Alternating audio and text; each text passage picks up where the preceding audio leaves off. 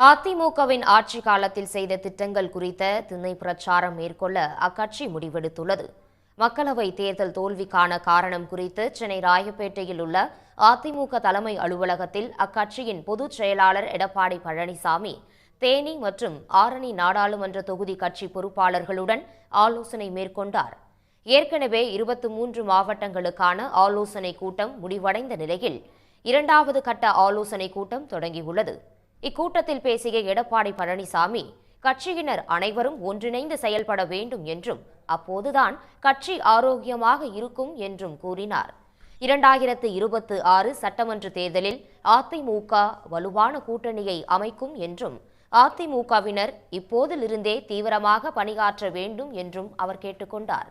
கூட்டத்திற்கு பின்னர் செய்தியாளர்களை சந்தித்த முன்னாள் அமைச்சர் ஆர்.பி. உதயகுமார், எம்ஜிஆர், ஜெயலலிதா சாதனைகளை சொல்லி அதிமுகவின் ஆட்சி காலத்தில் செய்த திட்டங்களை எடுத்து கூறி திண்ணை பிரச்சாரம் மேற்கொள்ள முடிவு செய்யப்பட்டிருப்பதாக தெரிவித்தார்.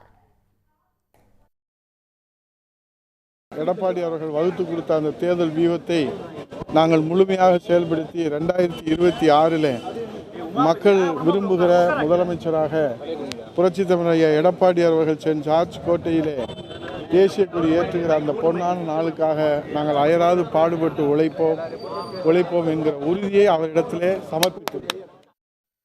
இதனிடையே ஆய்வுக் கூட்டத்தில் பேசிய எடப்பாடி பழனிசாமி, தோல்வி கண்டு துவண்டு விடாமல் பணியாற்றுமாறு பொறுப்பாளர்களை கேட்டுக் கொண்டுள்ளார்.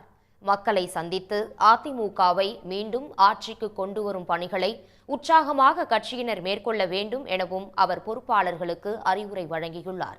உடனுக்குடன் செய்திகளை தெரிந்து கொள்ள சன் நியூஸ் பெல் ஐகானை கிளிக் பண்ணுங்க.